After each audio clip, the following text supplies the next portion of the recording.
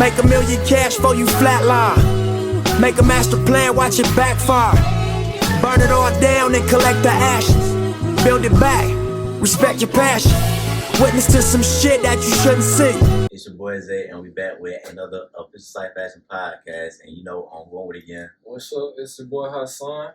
It's your boy Zion, back again with yet another episode of Official Site Fashion, financial literacy, and mindset through the lenses of young creators and entrepreneurs. And yet again, we bring to you another dope young creator and entrepreneur. Today we got Mr. Judah Fashe in the house, owner of Mogul Forever. I know y'all see the drip in the background, merch going on. And then we got another special guest in the house. Y'all met him before. If you've been paying attention, Mr. Put It On Benedict.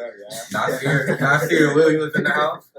So, man, we always like to start off by thanking our guests, man. We want to thank you for coming on our platform. Sure, appreciate y'all. Most definitely been willing to talk about what you got going on. But we like to start from the beginning, right? So, Judah, we asked a young Judah, like, what you wanted to be as a child. What would you have said to us? I'm not gonna lie, I would have said I want to be famous. I want to play soccer like professionally. Word. That was so damn. So you played soccer? That's a different one. Cause we always have football or basketball. I played football too because I played soccer. So I took that and being a kicker. For sure. That's crazy how you spun that off. But like we were talking about before the interview, before the camera started rolling, that like you got Nigerian roots, and like Niger boy, for sure. I can relate because I'm Ghanaian. But like, how do you feel like your African roots affected you, like from how you were raised and to who you are today as a man, entrepreneur, student, in all aspects? I feel like it's really the mindset. Like they don't accept failure in my household. You gotta make it out. Do well. Yeah. And I'm the eldest of four, so I gotta set an example for all them. For sure. So like, was that your mindset growing up? Like, I gotta be the standard. Yes, sir. I got somebody looking up to me. Exactly. It's like my little brother. He's the eldest out of three. So he can mess up in school. Like me, I can't mess up. Yeah. So you really done set the blueprint for them because you done made all the mistakes, right? Got all the butt whoopings and stuff. So when they get you, I be wishing I had an older brother sometimes. Yeah, I do too, man. I'm the oldest of three, so I feel you. But I was gonna ask you, like, how you think being the oldest sibling and having that level of responsibility, like, transition over to the things you do as an individual, like with school and sports and anything. I feel like it ties back into the same thing. I feel like I got, like responsibility. I got weight on my shoulder. I have to make it, for them. So they see me, I gotta make do good, even surpass them. I told my siblings, like, don't let nobody tell you can't do it, not even me. I want you to be better than me. Most definitely, bro. That's really inspirational. So like, now today you got Mogul Forever. Just the name itself is just like significant. I feel like, but like we said, let's start from the beginning. Where did your fashion sense, or like who inspired you in fashion from the start? Like, what was you first looking at? Well, to be honest, I ain't always been so much of a big fashion guy. But to be honest, I was always a kid in school, always wear the same thing every day. And the thing about me is, I just know how to get some money. Like I say, everybody got $10. You gotta figure out a way to get $10 from 10 people. That's money. Figure out to do that. Keep doing it. That's money. So these people got money. Yeah. I get money from making clothes. I'm a graphic designer, so I put some stuff together. Ooh. So you was a graphic designer before you made clothes? Yes, sir. Go ahead. I got a graphics business called GFX. Okay. And also cut hair. Oh, this man do it all. I mean, like, you're multi-talented. So like, how'd you get into the graphic design? Like, how did that come about? Since it was before the clothing. Well, I say, my dad, he has a graphic design business, like print stuff. So I had access to Photoshop. So I started playing around with it. He would have me like crop out certain stuff for like projects he'd be doing, and then I just started playing around with it, started figuring out how to do some cool stuff. Getting my YouTube thumbnails, my YouTube channel. So like, go ahead, bro. Nah, I was just saying that's what's up, man. Honestly, giving flowers to your dad for allowing you to have a hand in what he was doing. Yeah, that's what a lot of us need, honestly. Like, it's a lot of people like me coming up who don't know where they fit in the world or what they can do, what they can't do, you know what I'm saying? But it really start with that, coming up as a young kid, seeing what your parents do. It is a privilege. You can't take that for granted, for sure. Most definitely. I can relate to that because growing up, I see my dad in business and being an entrepreneur. Like, I never see my dad work a regular job. So like that's part of the reason why I'm on the entrepreneurial way, because I know you can live a certain type of way without ever having to go work every day of your life. So like, do you feel like seeing business early on gave you that mindset to know like I can be a businessman. I don't necessarily gotta just be an employee. Yeah, like ever since I was young, like when I hit 15, 16, everybody was going to work at Six Flags. Parents would press me, you should work at Six Flags. I'm like, you know what I'm saying? That's why I was like, I started the Judah GFX thing. Sure. So I was on the football team, I was a sophomore, varsity kicker. So I had my teammates, they was committed, they was like, you my computer graphics class. Mm-hmm. You can do me a computer edit? He showed me, he's like, you make something like that? I was like, try it. I said, I made it. Dude was famous. I like 1,600 likes on the joint. Everybody was coming, hey, can you make my computer edit? Can you make my And as I was practicing on the people I was getting paid for. So like, it's all about, clientele. Yeah, so that's a blessing though. So what did that teach you as a young entrepreneur, like having people come to you for a service, and like how did you set your price? Like at first, did people ask for discounts, or did you like not know how much to charge? Because like I just started graphic design, and people ask me for logos. It's like, what's my price on this? Am I not going to deviate from this price? And then people don't see the value and shit like that, because they be like, bro, when you gonna have it done? You have it done by next week. Or if you be like, I charge $100 for a logo, but this shit took me 10 hours. Like when we talking about, and I like, you like, if I charge you like $10 an hour minimum wage, 10 hours, I gotta charge you $100 for it to make sense.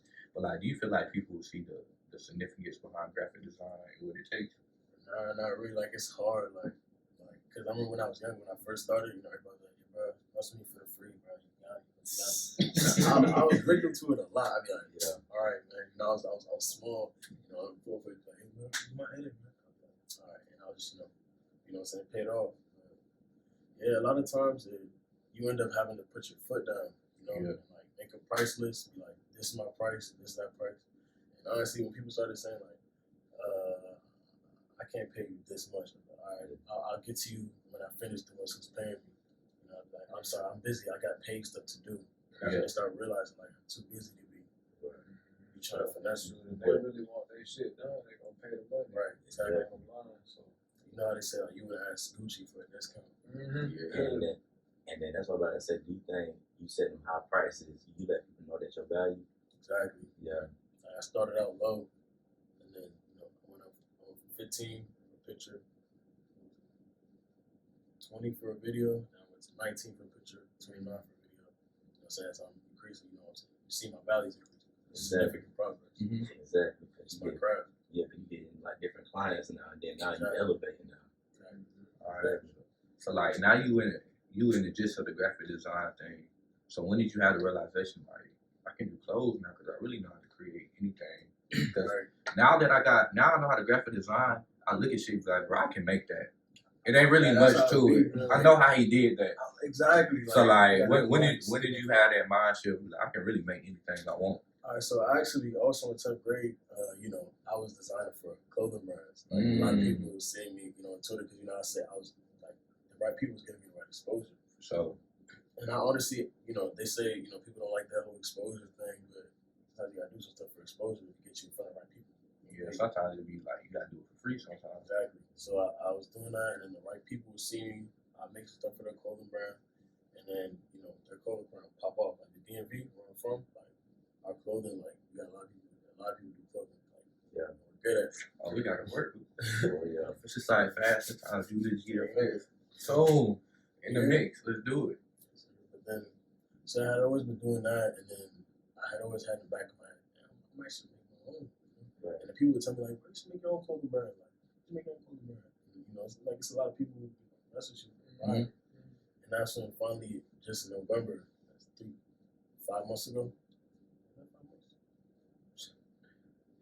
4 months ago, I was in my dorm. And I was like, let's do this, because I was working at IHOP, and I was doing my edits and cutting hair. At IHOP, I was working like the overnight shift. You know what I'm saying? I was stacking. So stacking like how you said you was working 2 jobs too. Yeah. What you want to start up? So so you got to use that 9 to 5. The 5 to 9. Exactly. So I was doing all that, and then finally, all right, I make this edit. And then behind this logo, right? Yeah. This is my first one I made. Really, I made it for someone else's brand, right? this logo, it said it had a different name. This a whole secret right here. And the dude, he didn't like it. He was like, hey, bro, I'm not really messing with it, bro. You know, so you can keep it. I ain't gonna use it, so I ain't gonna pay for it because I don't like it. I know what I'm saying, man. I love this joint so much. I was like, damn, I don't even want to give it to the dude. It's so good. But then he didn't like it. September 2020. And then I finally was like, all right, you know, I'm just start, you know, tweaking it. I know this stuff, thinking of names. I know generational, Fashe. I'm thinking, you know, what I'm saying, like Mogul. You know, what I'm saying, like I looked it up. You know, it's conquering every industry, so stuff like that. That's what I'm trying to do. I'm trying to, you know, expand in every, you know, say field there is expanding. Yeah. You know, what I'm saying, I got a whole bunch of media behind, you know, what I'm saying, the Knights, you know, what I'm saying, going for the prize, the X's, the eyes on the prize. This right here means forever. I think be asking that. You know what I'm saying, Mogul forever. Then I made the mock-ups, made a little promo video, got all my friends to share. I was in everybody's DMs. I like sent to, like, can you send it? You know what I'm saying? I'm like, I got harassed folks about it.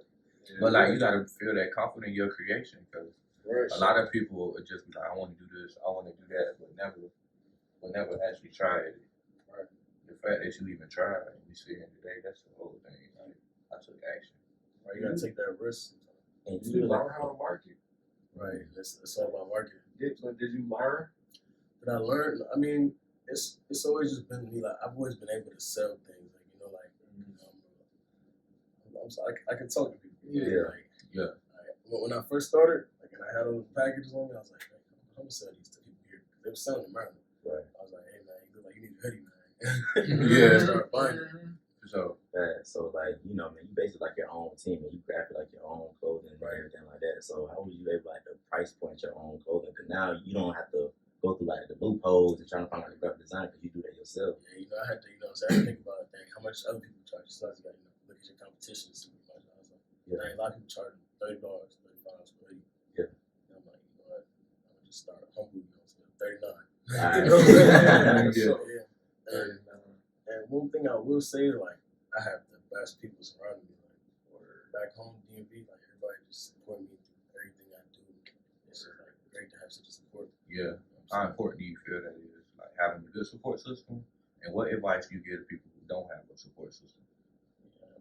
So I say it's really great having a good support system. You know, I got my Nas, Chris, my Miles, they all be in my dorm. We always be talking. You know what I'm saying? Like, our goal is all to elevate. You know, so we elevate each other. When I was first starting this thing, I was telling these boys, you know, get in the car, bro, let's go do this, let's go do this. Yeah. I was taking my pictures, I had, you know, Chris, you know, get some ideas.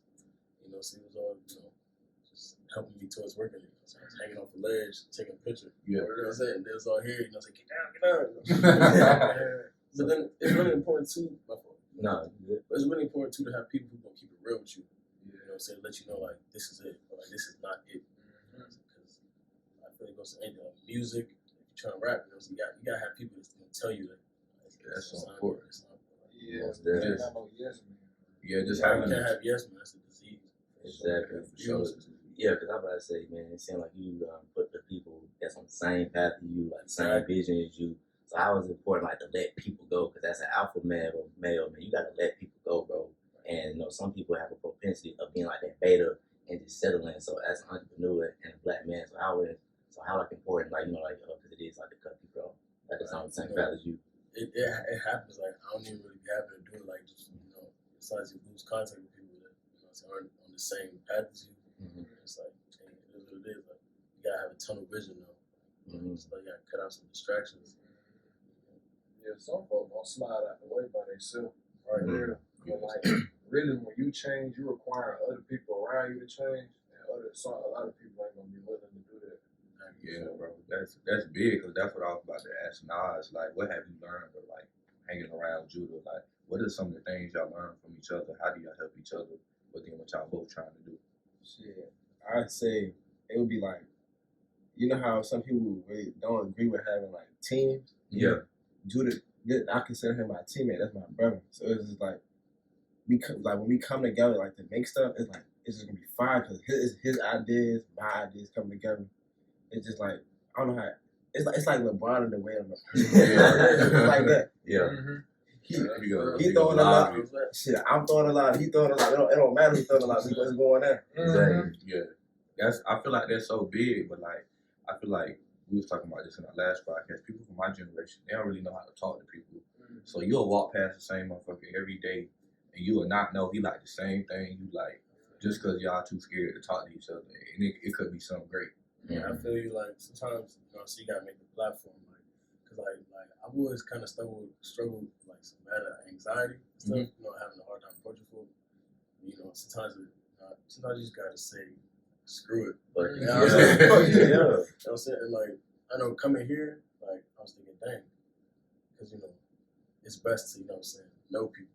Knowing people really works for you. Yeah, that's how this. But that's literally how this works. Exactly. Like the more people you know, the more money you can make. So like I did Nas, now I'm doing you. But it's all like the networking in between. Like, that's what it's all about. Right. So like coming here, before I came here, I was running. I made the Benedict College 2025 page. So we meet each other, network, and all that. And that's where I met my vice president, because I'm class president at Benedict. I met the dude.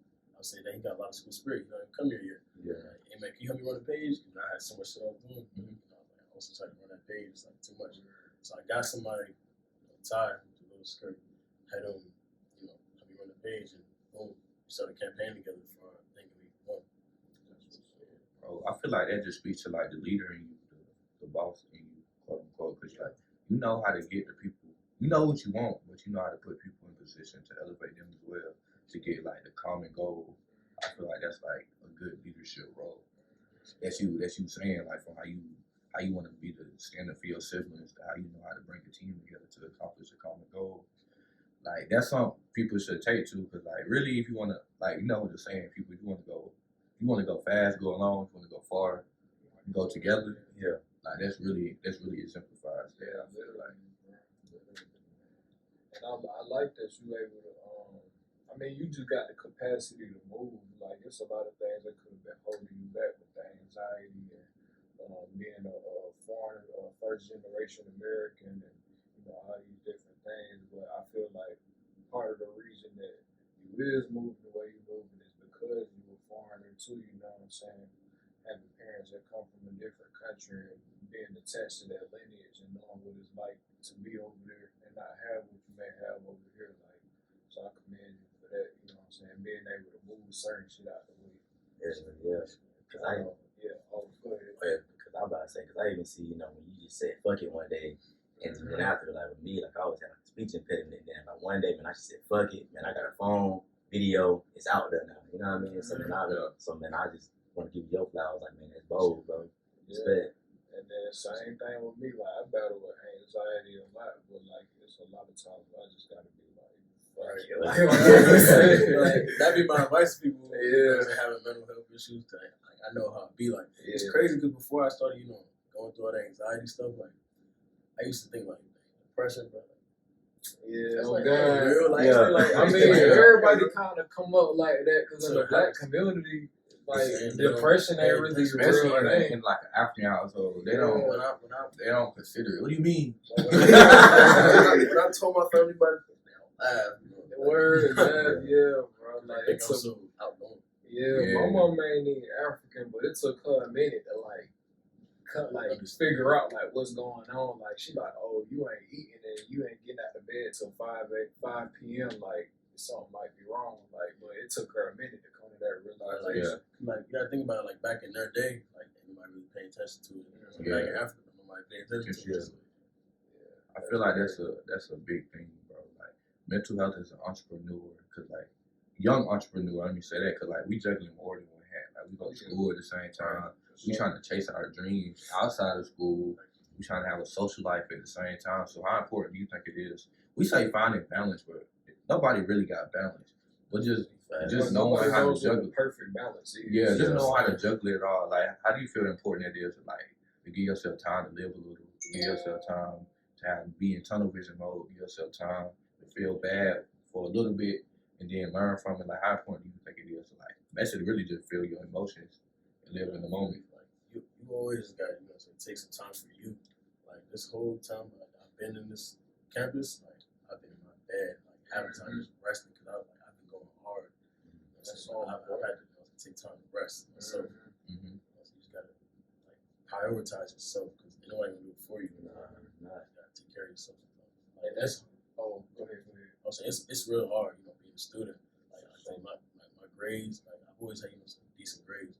Came to college and I started all this stuff I was doing. And it's like my Drew, yeah. I'm telling you, that's how I go. That's how I go. And I'm supposed to be class president. My grades supposed to be dropping, but hey, man, I'm a human. But it's real life, and it's like, where your heart really at? Is your heart in like the thing you're trying to pursue, or is your heart trying to be like Mr. 4.0? Exactly. And that's what I was finna say. Like when you give your time to rest, like how you were saying that, like I mean, you start reflecting inevitably. Like you resting, you ain't doing too much. You automatically gonna go into yourself, go into your head, and start figuring out. Like Zion said, what do I want?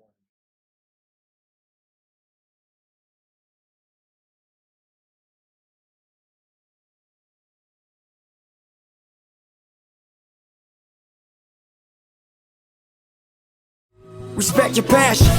Witness to some shit that you shouldn't see. Whisper to yourself what you wouldn't be. Victim to the block where your mama moved. Now your mind state is I'ma do what I gotta do.